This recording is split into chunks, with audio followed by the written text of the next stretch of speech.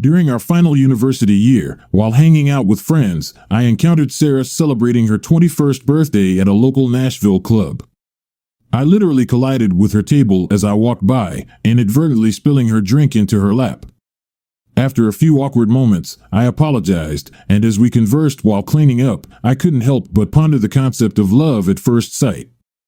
Nevertheless, I believed a unique chemistry pulled us together like a magnet. From that night onward, we began dating and never spent time apart. A year later, we exchanged vows, marking the beginning of our shared life. I'm Jonathan, but my friends call me Johnny.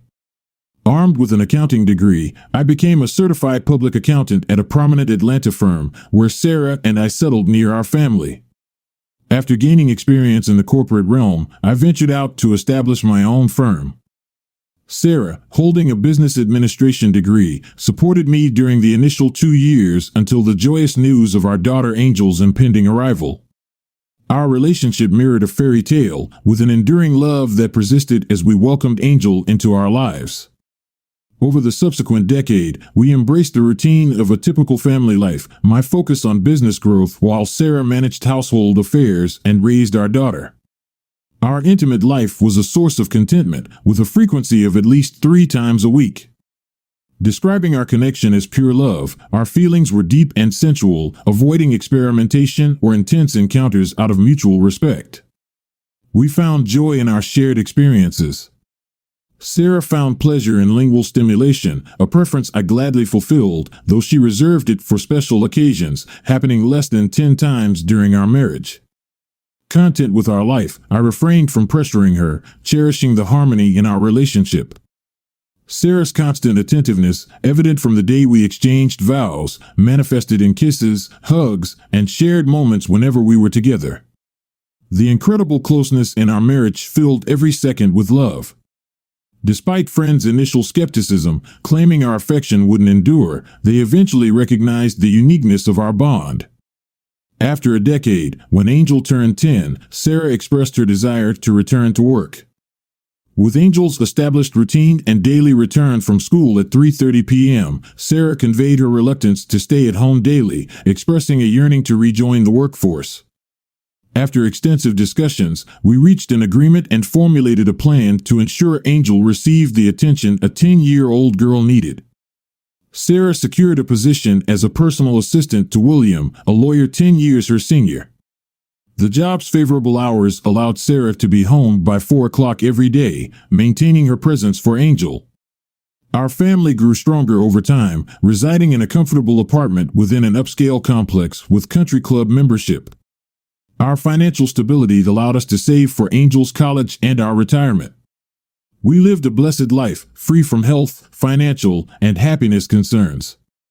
As expected, our intimate life underwent changes after a decade of marriage, slowing down from 3 to 4 times a week to only twice, typically on Friday and Saturday nights. While we became somewhat predictable, our love endured, and we continued to revel in our closeness.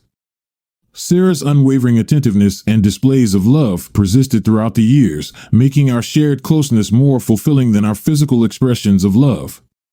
Receiving spontaneous kisses and hugs, along with acknowledgement of her love, overwhelmed me.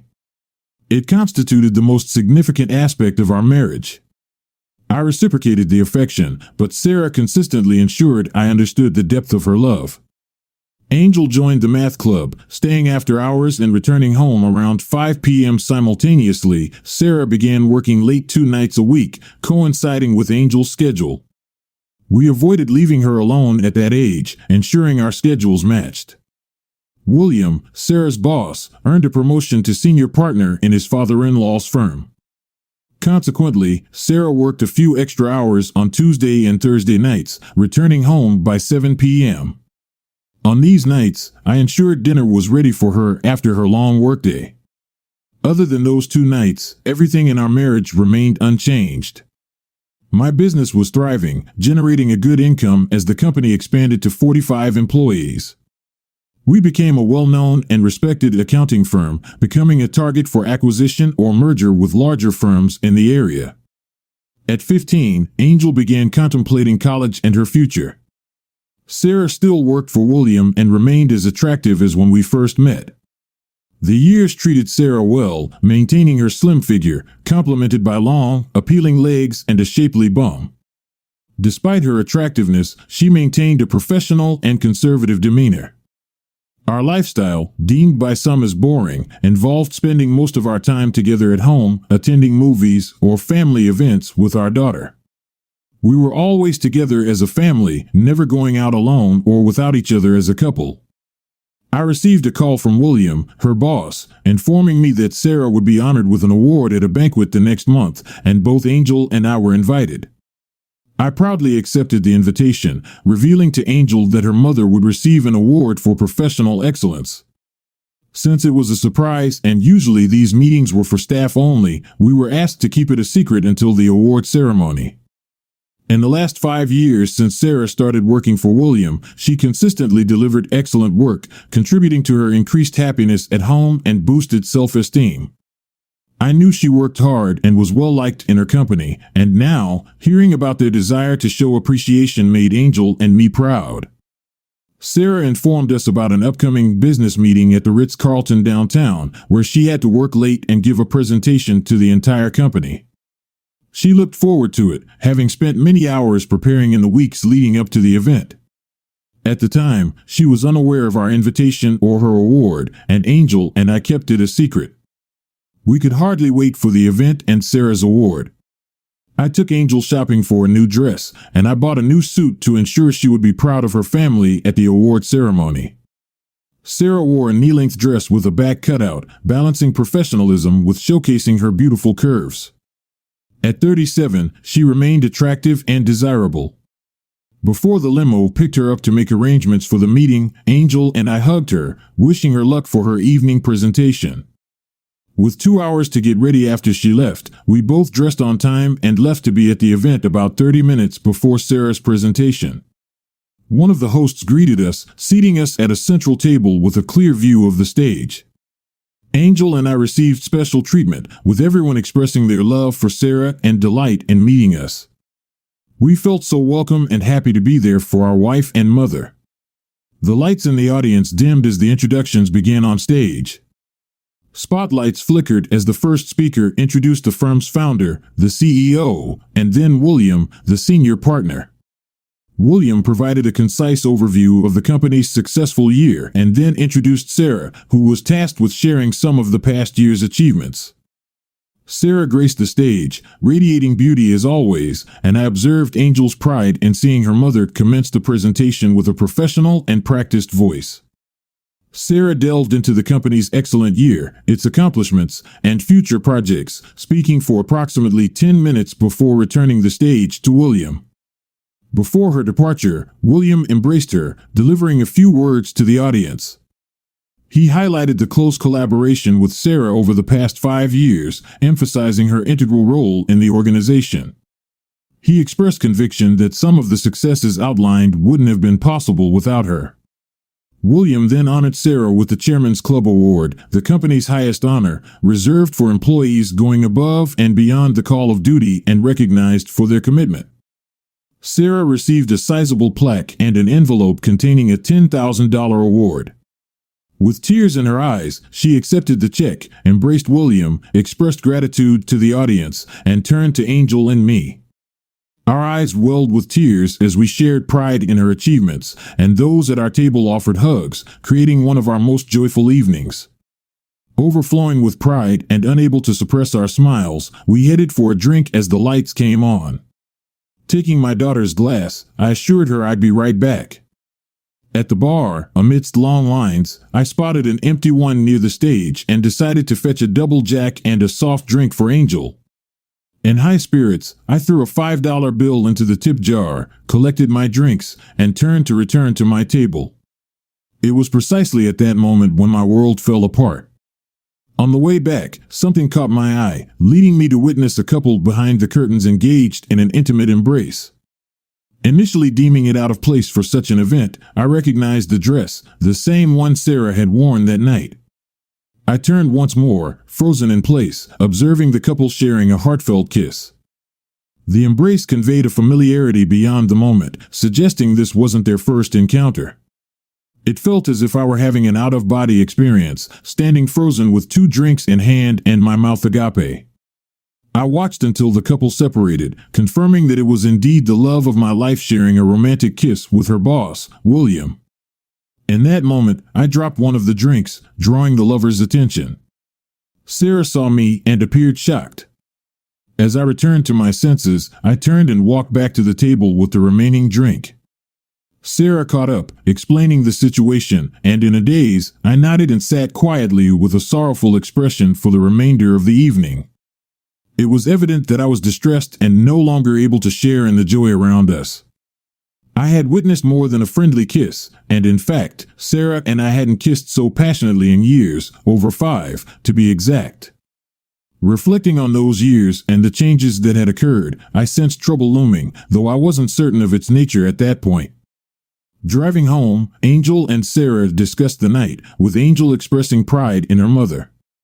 Still reeling from what I'd seen, I remained silent, lost in my own thoughts. Both girls noticed my reticence, attempting to coax me into conversation, but I maintained a persistent silence. Sarah, sensing the unease, tried to make amends with sweetness and extra affection, but I wasn't receptive. That night, I made an effort to conceal my emotions from Angel. However, being perceptive, she sensed my distress and sensibly allowed me to be with my thoughts.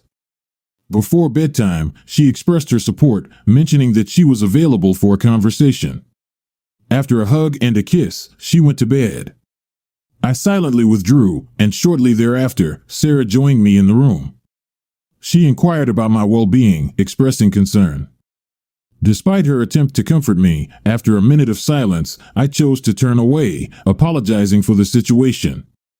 She pleaded for communication, but I lay silent, anger replacing my initial shock.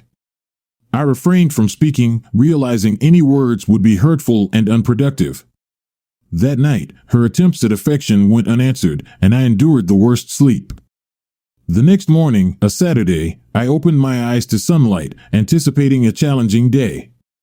Recalling the distressing scene, I tried to make sense of the situation. Climbing out of bed, I went to the bathroom, washed, and brushed my teeth. Returning to the bedroom, Sarah sat up in bed, watching me and trying to act normal. "Good morning, sweetheart. Did you sleep well?" she asked as if nothing had happened.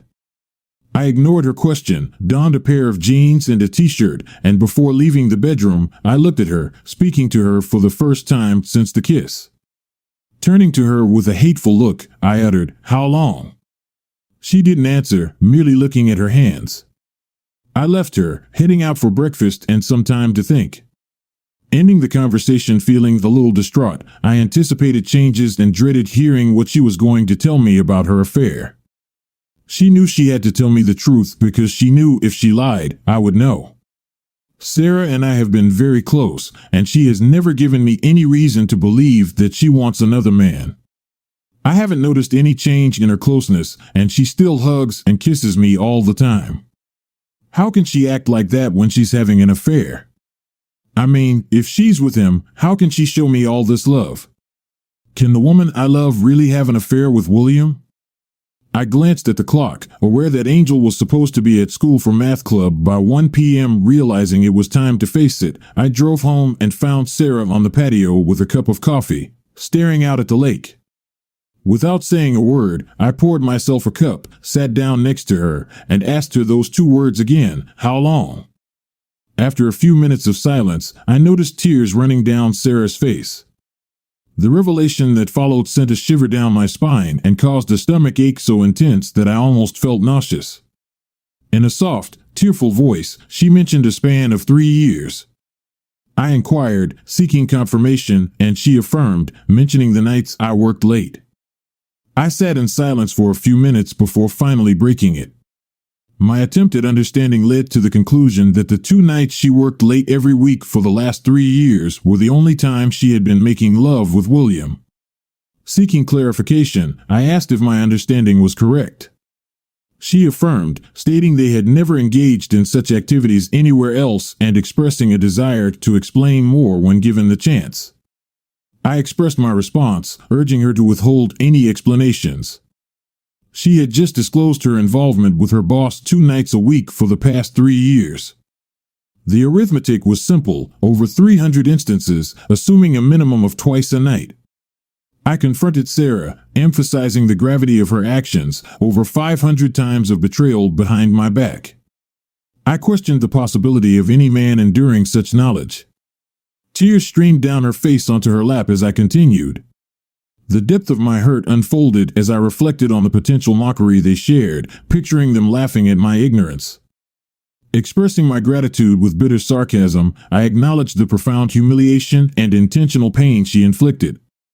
The person I believed loved me had betrayed our marriage and shattered my heart, an unexpected and devastating revelation that left me profoundly wounded. She insisted, saying it wasn't as it seemed. I didn't buy it. Disrupting her attempt to explain, I instructed her to be silent. Ignoring her pleas, I stood up and left the porch as she remained seated, crying and begging for me to stay. I maintained a composed exterior, however, internally, I felt an explosion of emotions. To gain control over my turbulent feelings, I went for a ride. The sense of betrayal was unfamiliar and overwhelming, and I needed time to process her words and decide on my course of action. I needed to talk to someone, and the only family I had left was my brother, Tony. We were very close growing up, but we took different paths in life. Tony spent 5 years in federal prison for medication trafficking and moved in dangerous circles. By comparison, I was a churchgoer, an accountant who paid too much in taxes, and didn't even have a parking ticket. Tony and I didn't talk very often, but growing up, Tony always looked to me for support. I was there for him during his trial, and thanks to my political contacts, I was able to get his sentence reduced from the mandatory 20 years to 5 years. That morning, I called him. I inquired about Tony's well-being and caught up with him. Subsequently, I disclosed the challenging situation I was confronting. "Of course, what's up?" he asked. I conveyed the difficulty of the situation, disclosing that Sarah had cheated on me and I had just discovered it. Experiencing hurt and pain, I detailed how I was aimlessly driving around and emphasized the necessity of talking to someone. I apologized for burdening him with my problems. "Oh man, I love Sarah, and I can't believe she did this. Do you know who did it yet, and what exactly happened?" Tony asked. Acknowledging his disbelief and love for Sarah, I admitted that I knew who was involved, but lacked all the details. I disclosed that it wasn't a one-time occurrence and expressed a strong desire for revenge against the person responsible. The intense anger I felt even made me contemplate damaging my wife. Tony offered his advice, drawing on the experiences of many friends who had gone through similar situations. He urged me to release my anger by engaging in physical activities like going to the gym or jogging. He emphasized the importance of calming down and allowing him to assist me in navigating through the challenges. Tony encouraged me to confront the situation by gathering all available information and deciding on a course of action. He assured me of his support in executing any plans I formulated, advising me to keep my words minimal and act as normally as possible. He acknowledged the difficulty of the task. Finally, he instructed me to call him the next day with updates, assuring me of his continued assistance. Expressing gratitude, I thanked Tony for his help and conveyed my intention to call him the following day, bringing our conversation to an end. On the drive, I passed a mattress store and had my first idea. I parked in the lot and made the first move. I had no intention of leaving the marriage until Angel was in college, which meant I'd be married for the next 2 years. There was no way I was going to sleep with Sarah again, and I'd be damned if I left my bedroom. So, I had my first action plan, which made me realize there was a lot more to do. After meeting with the salesperson, I told them I'd pay full price if they could deliver the 2 full-size beds I had just picked out, along with all the furniture, including the headboard, hardware, and assembly. I paid an extra $100 to have the current king-size bed dismantled. I paid, and we arranged delivery for 4 p.m. that afternoon. I texted Angel to let her know I'd pick her up, drove to her school, and waited in the parking lot. We went to lunch, and I gently explained to her that there would be some changes in the house in the near future.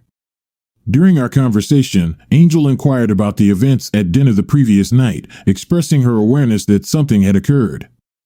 She requested not to be kept in the dark, emphasizing the importance of maintaining the honesty we had always shared.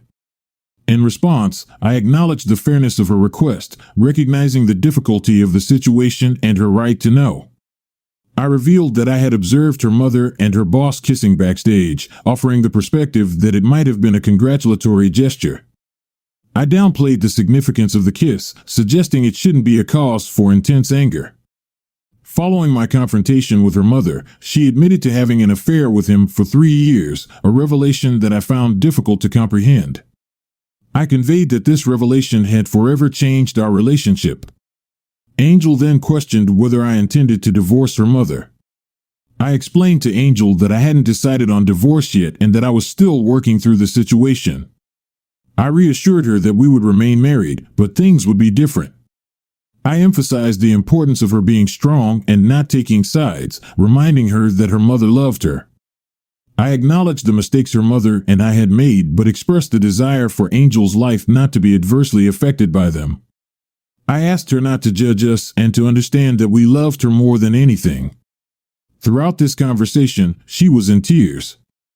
She was aware that revealing the truth had caused me pain, and though I didn't want her to feel guilty, she insisted it was necessary for her to understand why our lives were changing. When we returned home together, Sarah was surprised. Judging by Angel's expression, it was clear that I had shared the information.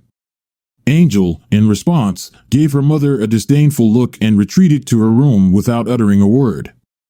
I explained to Sarah that Angel had a right to know, and it was crucial for her to comprehend the reasons behind the impending changes in our household. I suggested that Sarah explain things to Angel once she overcame the initial shock. Concerned about the future, Sarah inquired if I planned to divorce her. I assured her that it wasn't an immediate consideration, as I wanted to observe how things unfolded, especially considering Angel's well-being. However, I affirmed that significant changes were inevitable, beginning from that day. Sarah pleaded with me to allow her to explain and implored me to understand, emphasizing that she loved me and that we were husband and wife. I confronted Sarah, pointing out that she had willingly engaged in an affair with William over 500 times without my knowledge. I expressed my disbelief that she believed there was anything she could say to gain acceptance from a self-respecting man. I questioned her perception of my strength and suggested that she hadn't thoroughly considered the consequences of her actions. I revealed that what truly hurt me was the loss of the closeness that I had once cherished and looked forward to. I declared that I could no longer share that closeness with her, and I conveyed the impact it would have on me emotionally. I stated that I would no longer go to bed with her or make love, and I expressed the sorrow I felt in losing the small gestures of affection like kisses and hugs. Acknowledging the inevitability of changes in our relationship due to her breach of marriage vows, I declared that, like her, I would no longer be faithful and would seek other lovers. This was a departure from my previous stance, as I had never considered such actions before. I concluded by asserting that she could continue seeing her lover because she would no longer receive anything from me. It was as if she had received a blow on the head and physically withdrew from my remarks. She lost her balance and dropped onto the couch, startled. Sarah had obviously not realized the consequences of her infidelity. I communicated to Sarah that I couldn't agree to remain faithful after her betrayal, considering the magnitude of her actions. I expressed my intention to seek other relationships, a decision influenced by the pain caused by her cheating, lying, and infidelity. As the conversation unfolded, the doorbell rang, providing a timely interruption. I welcomed the installers who had arrived to remove our shared bed. I explained to Sarah that as a result of our strained relationship, I had purchased 2 new beds to replace the old one. The installation process was already in progress. Sarah questioned the presence of the installers and the reason behind the changes. I clarified that since I had decided never to share a bed with her again, it wouldn't be fair for either of us to move into the guest room. Therefore, I had bought 2 separate beds. Our current bed was being removed, and new ones were being set up. I informed her about the option to exchange her mattress within 90 days if she didn't like the one I had chosen. In response to these revelations, Sarah inquired with surprise, "We're going to sleep in separate beds?" I explained to Sarah that it wouldn't be fair for either of us to give up our shared bedroom, especially since our closeness had come to an end. I expressed disbelief at the situation and the necessity for the changes that were taking place. I reminded Sarah of her affair with her boss, emphasizing that it had occurred over 500 times behind my back. I watched as the men removed the bed we had shared for years, feeling a mix of pain and regret. The regret stemmed from being married to someone who had betrayed me so profoundly. The following day, I called my brother Tony, revealing the shocking truth about Sarah's affair with her boss. I expressed my astonishment at the revelation that she had been involved with him twice a week for the past 3 years, amounting to over 500 instances. I admitted to feeling blindsided and humiliated, uncertain about how to proceed. I sought information about the identity of the man involved in the affair. I disclosed to my brother Tony the identity of Sarah's boss, William Aston, and expressed my deep dissatisfaction with the situation. Tony sympathized, acknowledging the unfortunate circumstances. I then shared my desire for William to experience significant suffering for his role in the affair. Tony asked about my plans regarding Sarah, and I expressed my intention to divorce her once our daughter Angel was in college. I revealed my plan to make her life difficult until then, shutting her out and ensuring a lonely existence. I emphasized my determination to expose her actions and ruin her career if she attempted to initiate a divorce before Angel started college. Concerned for my well-being, Tony offered to take care of William Aston while I managed affairs at home. I cautioned him against engaging in any activities that could lead to legal trouble and insisted on handling my situation responsibly. Tony assured me that he understood and promised not to take actions that could jeopardize his own safety. We concluded the conversation with the understanding that we would talk again soon. The following weeks were stressful at home. Sarah tried to engage me in conversation, but I refused to answer her with more than a word or two. I could tell she was frustrated and tried to help me forgive her, but I was still hurt, angry, and unyielding. I buried myself in work, came home late every night, and wasn't home on the weekends. Tensions were high, and everyone was walking on eggshells, waiting for me to explode. One night, after a long day at work, I found Sarah in her bed waiting to talk to me. After all these years of sleeping with the only woman I loved, I was now sleeping in a bed just a few feet away from Sarah's. It was sad, and I wasn't sure how I was going to do this for the next 2 years until Angel left for university. After my shower, as I lay down in bed, Sarah initiated a conversation, asking about my day. I responded briefly with a simple good. She expressed a desire to discuss some matters and acknowledged that she knew I wanted nothing to do with her. Despite that, she conveyed her love for me and expressed a willingness to make small improvements in our relationship. She proposed the idea of quitting her job, suggesting that we didn't need the extra money and that she could be more present for me. She asked for my thoughts on the matter. Despite my efforts to control my anger, her attempt to use terms of closeness triggered a rage in me. I sat up and spoke harshly, expressing indifference to her decisions and urging her to do whatever she wanted with her life. I made it clear that I no longer wanted any romantic involvement with her. Tears welled in my eyes as I conveyed the emotional impact of her actions. As I rolled over and rested my head on the pillow, I heard Sarah sobbing, realizing the depth of the pain I felt. She pleaded for an opportunity to talk, acknowledging the sorrow and regret she felt for her actions. She expressed her continued love for me, the anguish caused by our lack of physical connection, and the heartbreak from the perceived coldness between us. She confessed her uncertainty about how to fix the situation but emphasized her desire to salvage the relationship. Sarah also mentioned the toxic tensions in the house and expressed concern for our daughter Angel, who seemed affected by the strained atmosphere. She suggested the idea of counseling to find a way to coexist without hatred, urging me to consider it for Angel's sake, as her departure from the home was imminent. I sighed, acknowledging the fairness of Sarah's concern for Angel, realizing that our daughter was going through a difficult time. After a brief pause, surprising Sarah, I agreed to attend therapy, emphasizing that my motivation was solely for Angel's benefit, not Sarah's. Sarah, visibly moved, interpreted this as progress, and her tears shifted from sorrow to happiness. The following evening, Sarah informed me that she had found a therapist and planned to meet with her individually the next day. She mentioned arranging a couples meeting for Friday at 3 p.m., recognizing the necessity to find a way to coexist without a prolonged divorce process. I agreed with Sarah's decision and acknowledged that living in peace was essential. Angel expressed excitement upon learning about the counseling sessions, hopeful that they might bring her family back together. Her smile, absent for weeks, reappeared. Sarah shared the news with me, stating that Angel was pleased about my agreement to attend couples counseling. Every night after work, I dined alone, intentionally avoiding spending time with Sarah. However, the absence of my daughter, my Angel, during these moments left a void. I longed for the warmth of her smile, the comfort of her hugs, and the endearing way she called me Daddy. Despite my desire to distance myself from Sarah, the yearning for a connection with my daughter tugged at my heart.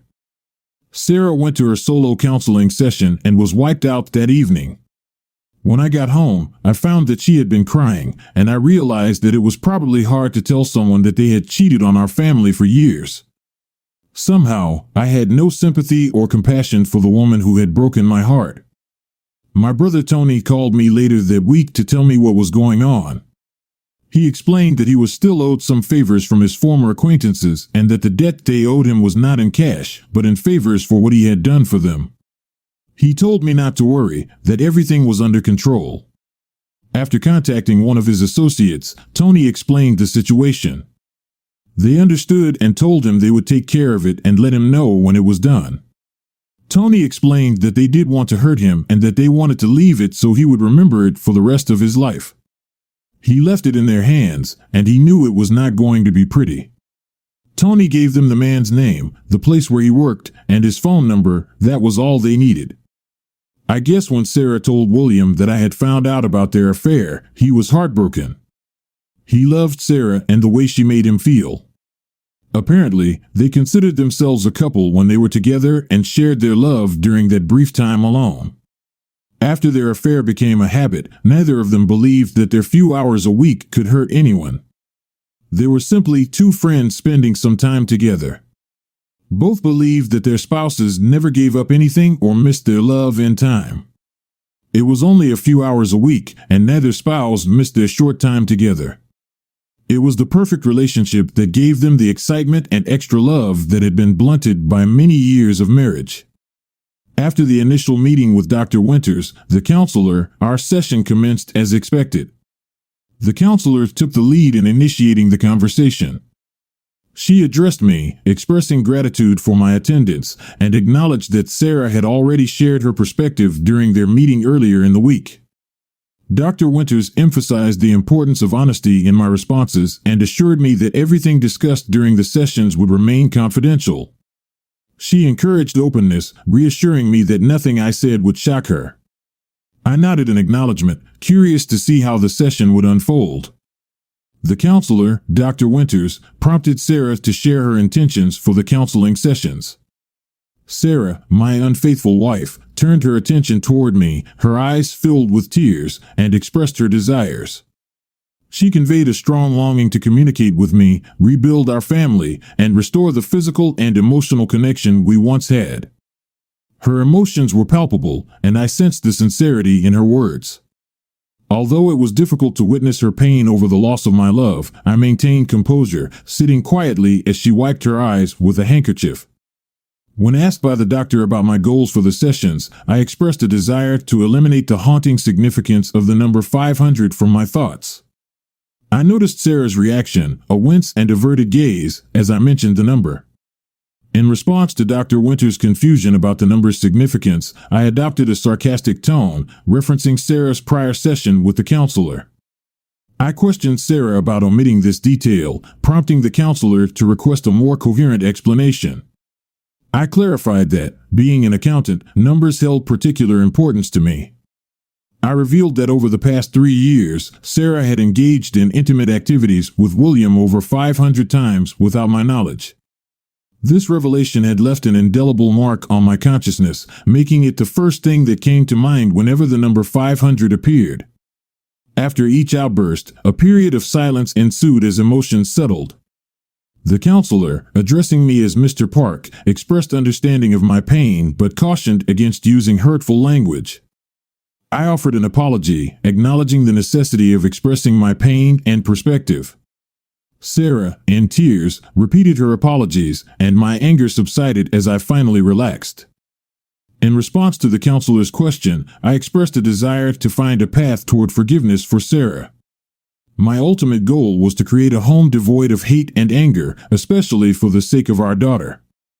I emphasized the need to live together in peace, recognizing the impact on our family. I thanked the counselor for the opportunity to share my sentiments. Over the next few weeks, I managed to speak in a friendly tone without venom. Things at home were much better, not good, but better. Angel was home more often. We went out to eat, went to the movies, spent time with friends, and tried to be a normal couple.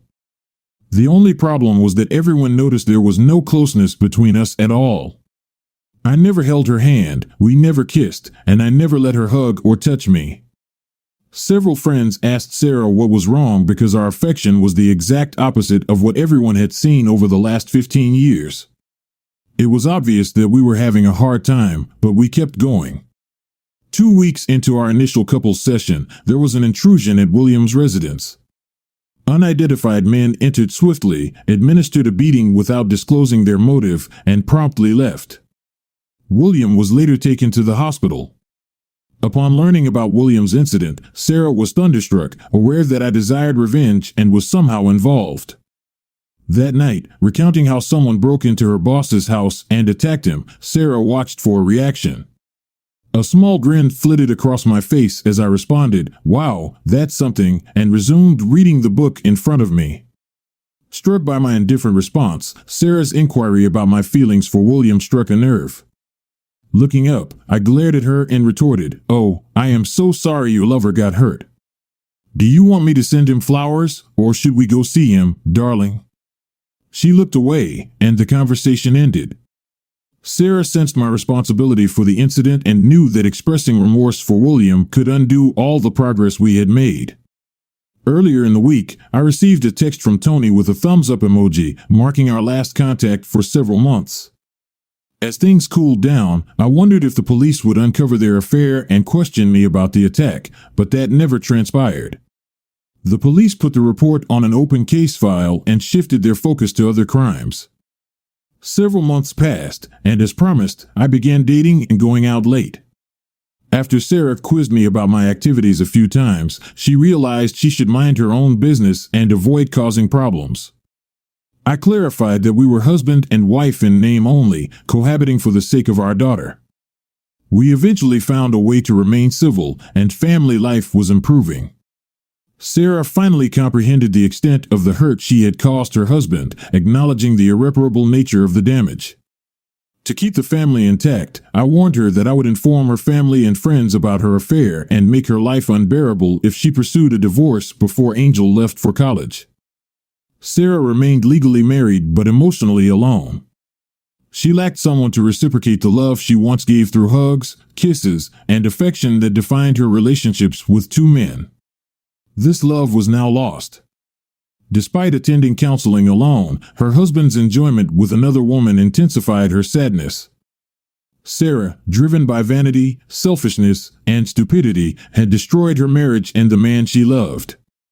Angel, despite still loving her mother, reminded her that she had brought this upon herself every time she complained about her father. Angel would never forgive her mother for hurting her father, but her love for her mother endured. After Angel left for college, I returned home with divorce papers. A year earlier, I had contemplated ruining Sarah's finances, but I opted for an equitable split. Over the last 2 years, I forgave her, but the love I once felt was irretrievably lost. Sarah, unsurprised by the divorce papers, signed them without protest, relieved at the prospect of starting anew. Having learned her lesson, she vowed never to cheat again. The painful divorce from the woman I loved left me full of remorse for the events leading to our separation. I yearned to undo it all or find a way to forgive her, but the memory of the 500 betrayals haunted me. We sold the house and divided the equity. I moved in with Trisha, a dancer 15 years my junior, whom I had been dating. My confidence and happiness restored, I finally found peace. Sarah never abandoned hope for reconciliation and wept for weeks upon learning of my marriage to another woman. Unable to forgive herself for the damage caused by her selfishness and hubris, she dated but never recovered the lost love. Weight gain, faded looks, and bitterness characterized her lonely life. Angel and Sarah maintained closeness, but my communication with Sarah dwindled. She would never relive the love shared with her wonderful husband and bore the pain she inflicted on her loved ones.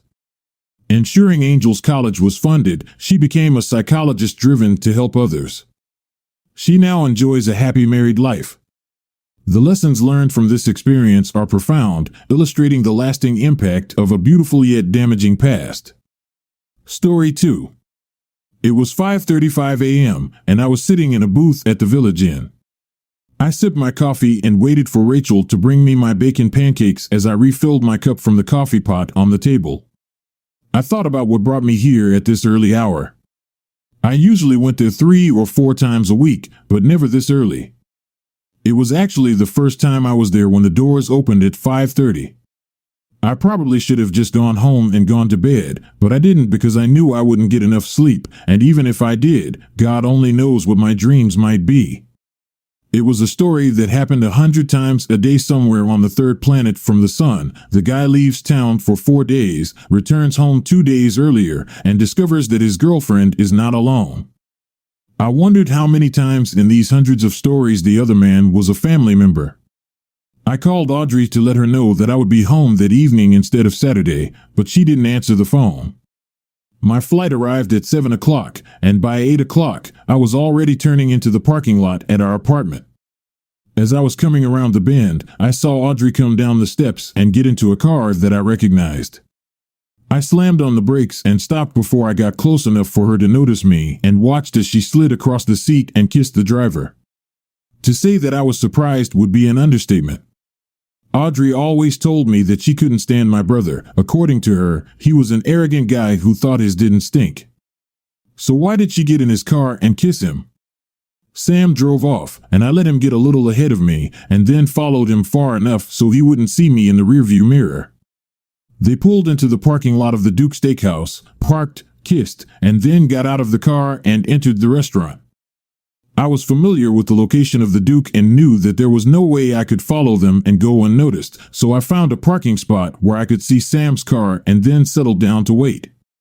When they got out, they hugged for about 5 minutes, and then I followed them to the barn, which was a country western restaurant with a live band.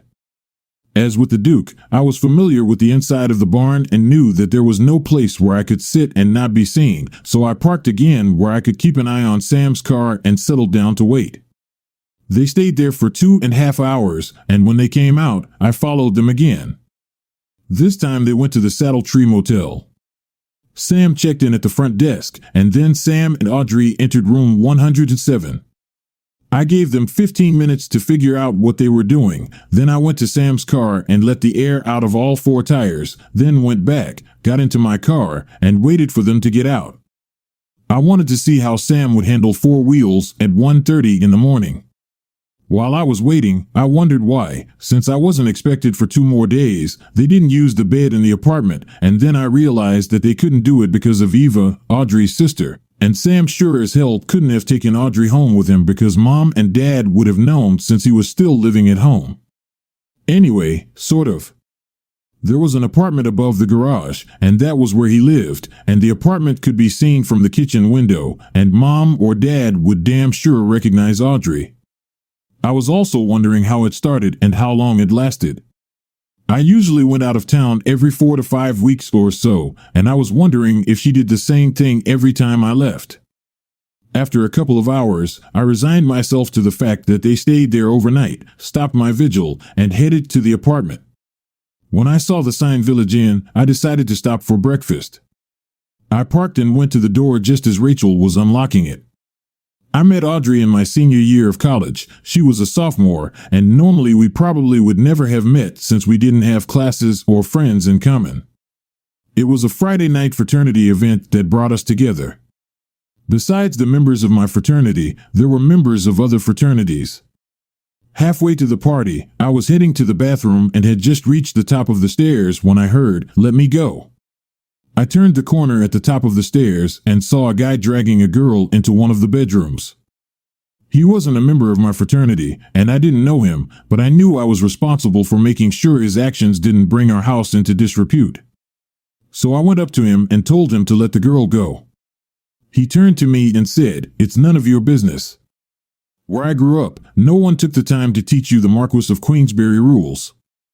Our rules were hit first, hit hard, fall to the ground, and don't let me get up. The word case was still hanging in the air when I hit him in the crotch with my knee, and when he bent at the waist, I hit him hard in the head with my elbow. You can hurt your hand if you hit without soft gloves, and he fell. I turned to ask the girl if she was okay, but all I saw was her back as she hurried down the stairs. I shrugged and went to the bathroom. When I came out, the guy was sitting there, shaking his head to try to clear it up. I went downstairs, called a couple of brothers, told them what had happened, and we went up to get the guy out of the house. Ben recognized him and went to get a couple of his fraternity brothers to take care of him. I looked around for the girl, but I didn't find her, and after a couple of days, I forgot about this episode. 3 weeks later, I was sitting at a table at Annie's Cafe having lunch when a girl came up to me and asked if she could join me. She seemed vaguely familiar to me, so I invited her to sit down. She saw me trying to recognize her and said, "You don't remember me, do you? You seem familiar to me, but I can't remember you. A party at the Kappa house, you saved me from that Neanderthal. I didn't get a good look at you, and when I looked for you after it was over, you were gone. I should have thanked you, but I got scared and ran away." Then I got the story. She didn't really want to come to the party because she'd heard scary stories about what happened at frat parties, but the girls from her sorority convinced her that nothing like this had ever happened at Kappa. So she went, and everything was fine until she needed to go to the bathroom. The guy caught her coming out of the bathroom, called her a teaser, and said he was going to teach her a lesson. Then you showed up and saved me. So, what did you do that made him think you were a tease? And teasing him? Nothing. I was just trying to be friendly with everyone who was there. Earlier in the evening, a guy molested me, and I made it clear to him that I wasn't interested, but I can't think of anything I could do that could be interpreted as teasing. I should have thanked you for coming to my rescue, but at that time, all I could think about was getting out of there and getting as far away from this place as possible. This is the first time I've seen you since then, so I came over to express my belated gratitude to you. Oh, and by the way, my name is Audrey. Well, Miss Audrey, I accept your belated gratitude, but if you're really grateful, I think you should go on a date with me, at least once. I would like that. When are you free? Tonight. Yes. Will it be okay at 6? Great. That date led to many others, and by the time I graduated 3 months later, we were a steady couple. We started doing this after our 10th date. Neither of us was each other's first, so there was no awkwardness. We seemed to have a very good time together. I found out that Audrey had a strange side to her character. She liked doing it in places where there was some risk of being noticed. We were never caught, but it was close a couple of times. She met my family for the first time at a prom party my parents threw for me. Mom and Dad immediately became attached to her, and my brother Sam couldn't seem to take his eyes off her. I didn't think about it at the time. Audrey was a beautiful girl, and I was used to men watching her and wanting her to belong to them. Before I wanted to take Audrey home, my sister took me aside and said, "You're very lucky, bro, don't let her get away." That night, when I took Audrey back to the dorm, I proposed to her, and she said yes, but not before I graduate. As soon as I get my degree, I'll walk down the aisle to you. I thought it was wise, even if I didn't want to wait that long. I hadn't found a job yet, so I went with Audrey when she went home for the summer and spent a week with her family. I liked her parents and her younger sister Eva, and they seemed to like me. At the end of the visit, I went home to start looking for a job. Audrey stayed with her parents until the end of the summer holidays, so I was pretty much able to fully focus on finding a job. Luck was on my side, and I found a good job a week after I started looking. Along with my new job, I changed my lifestyle. It was time for me to cut the apron strings, so to speak. I lived at home, and now that I had a job, it was time for me to find my own place. My graduation present from my parents was a check for $10,000, and I used part of it to pay the rent for the first and last month and a security deposit. I used some of the rest to decorate the apartment. I talked to Audrey almost every night, and when I told her about my new job, I kept quiet about the apartment, intending to surprise her with it when she returned to school. Audrey returned to school 3 days before the start of classes. I met her at the airport and went to the apartment. When I parked in the parking lot, she asked, "Why are you staying here?" I thought that since we haven't done this in over a month, you might want to try my new bed. Your new bed? Yeah, I live here now. Once inside, I led her through the rooms, leaving the bedroom for last. Once in the bedroom, I casually mentioned that there was enough room in the closet for her things and that there were still 3 empty drawers in the dresser. Of course, if you'd rather live in a dorm than here with me, I'm sure I can fill them with something. When can I move in? Well, I think we could go get your stuff now. Instead of doing this now and then go get your stuff, I think since we're already here, we could do this first. After a few times, we snuggled up to each other and fell asleep. The next day, Audrey drove me to work and left my car to move her things from the sorority house to the apartment. We stopped and had dinner after she picked me up from work, and then we went back to the apartment, and she did everything she could to make me powerless. The next year passed while we adjusted to each other's almost constant presence. As with all new full-time partnerships, there were glitches along the way. Audrey was still a full-time student and had to work with class schedules, projects, and study groups, and she still belonged to her sorority and had to attend their events. For my part, I sometimes had to work late, work on Saturdays, and occasionally go out of town on business, but we did it, and it gave us a very good idea of what life would be like when we got married. Audrey still insisted that the marriage would not take place until she graduated from high school. I didn't care because, as far as I could tell, we were already married and just didn't have time to get the paperwork done. I had a little earned vacation, so when the summer holidays came, I was able to go to her house with Audrey for a week, and then I had to get back to work. I spent a pretty miserable 5 weeks alone. We actually talked on the phone 2 or 3 times a week, and we exchanged a lot of "I love you" and "I miss you." When Audrey returned 2 weeks before class started, we spent most of our time in the bedroom trying to catch up. One of those nights when I was lying next to her, very tired from what she had just put me through, and when her hand was working trying to lift me up again, she said, "I need a favor. I need a really big favor. After what you just did to me, I don't think I can refuse you anything. My sister Eva will arrive on Saturday. She will start her first academic year. Do you mind if she stays here with us until she gets back on her feet?" I liked Eva, and since the spare bedroom wasn't being used, I had no reason not to let Eva use it. "No problem, honey. But you might have to put a rag in your mouth when we're doing this. You can be a little noisy, you know, and I wouldn't want to disturb Eva's sleep." "I'm not that noisy." "Oh, yes, it is, and I'm going to prove it now." And I did. We met Eva at the airport and arranged for her to stay with us. Some changes had to be made to the way Audrey and I lived, the adjustments needed for Eva to be with us, but things soon got better for us. Eva was a very beautiful young lady, and it wasn't long before she started dating.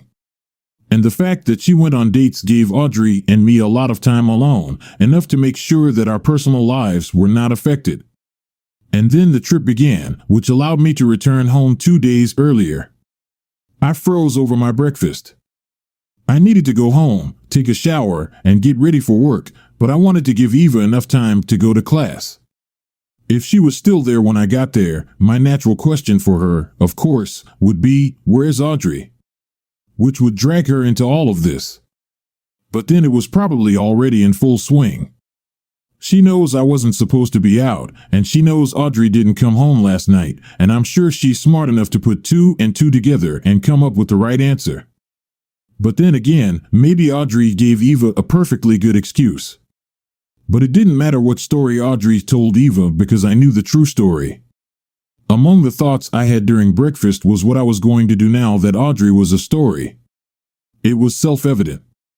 But what should have been the mechanics of breaking up? A confrontation, or just pack her things, put them outside, and not bother talking to her? Then, of course, there was my brother. What was I supposed to do with him? This was a much harder question to answer because no matter what I did to him, it would inevitably involve my parents. They will almost certainly want to know why my relationship with Sam has changed. They'll want to know why I won't be attending family gatherings if Sam is there, and I'll have to tell them. I wouldn't lie to them. To let them know the cold, harsh truth. I didn't stay long enough, and Eva was still there when I got home. I saw the expression on her face. It turned pale, but I always thought it was a figure of speech until I walked in and Eva saw me. Her face really turned pale, and that told me she knew what Audrey was doing. What she didn't know was that I already knew what was going on. So, my question is, how long has she been doing this? Caught her completely off guard. She was expecting the question, "Where is Audrey?" and was probably already trying to come up with a good answer to that question. My question told her that no lie would work, and I could see from her face that she understood it. But I wasn't ready for her answer. As far as I know, she never stopped. She never stopped? What does it mean? She had regular boyfriends throughout high school, and she cheated on each of them. When you came home with her for the summer, she behaved decently. But as soon as you left, she started dating guys she had known since high school. I don't know much about it. I know for a fact that every time you go on a trip, she meets someone. Sometimes she comes home at night, but usually she's not home by the time I leave for school. I was going to say something like, "I thought you liked me enough to let me know what was going on," but I quickly realized how stupid that question would be. He and Audrey were family, and the old saying that blood is thicker than water would be true in this case, I suppose. Now that you know, you're going to kick her out, you think, right? What is my time frame? Your time frame? How much time do I have to find a place to stay? Spend as much time as you want. I'm kicking your sister out, not you. I know it might make your relationship with her a little awkward because you're here after she left, but I don't see any reason to punish you for what she did. How you decide this with Audrey is up to you, but she won't be here when you get home from class. I'm going to pack all her things and put them outside so she can see them when she finally gets home. I went to the kitchen to get the garbage bags, and when I came out, Eva had already left for class. It only took me an hour to get Audrey's entire presence out of the apartment. Knowing that Audrey's first class wouldn't start until 10:15 today, and assuming she'd come home before going to class, I settled in to wait for her to show up. She arrived at 9:40 and was surprised to see me. She came up to me and bent down to kiss me and then asked, "When did you get home last night? Why didn't you call me?" I called, but you still haven't answered. I turned off my phone so that we wouldn't be disturbed while we were studying. The lie slipped off her tongue easily, and if I hadn't seen what she did with my own eyes, I probably would have believed her. And then she asked, "What are those garbage bags by the door?" "These are all your things." "My things?" "Yes, Audrey, your things. I'm kicking you out of the apartment and out of my life. You're not serious, are you? We love each other. I can't speak for you, but my love for you died last night when I watched you and my brother enter room 107 at Saddletree. I got home just in time to see you getting into Sam's car and then making out with the guy you told me you just couldn't stand because he was arrogant. After seeing this, I just had to follow you to see what was going on." She paused and looked at me for a few seconds and then said, "Flat tires." "Was it you?" I just nodded my head in the affirmative. Would I be wasting my time if I told you that you're the only one I love and that Sam was just a bed? You'd be right about that. I don't care why it happened. The only thing that matters is that you did it. I'm just glad I found out about you before I married you." When I said that, her whole demeanor changed. She grinned at me and said, "I never intended to marry you.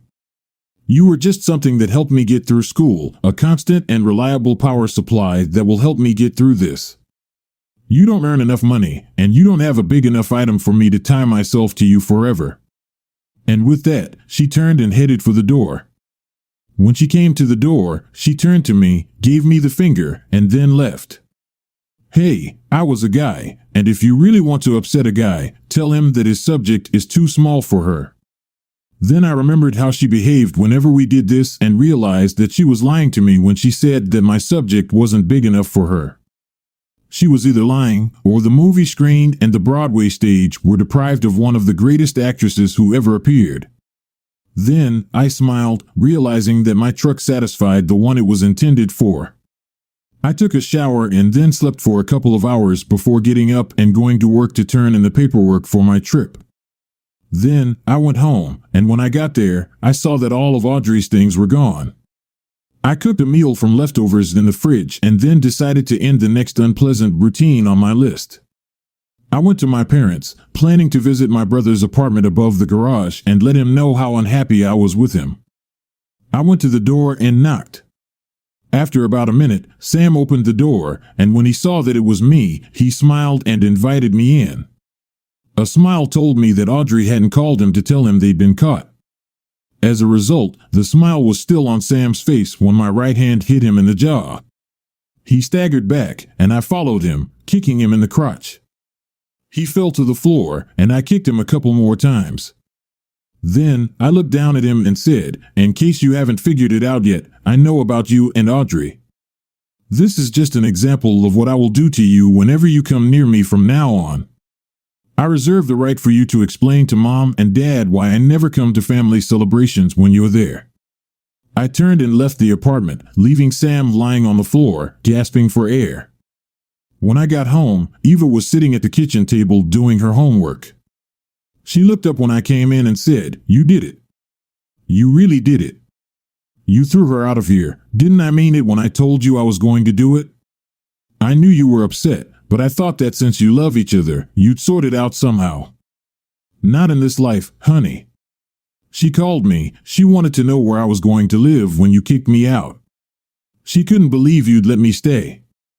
I shrugged my shoulders and said, "It's been a long, hard day, and I'm going to take a shower and go to bed."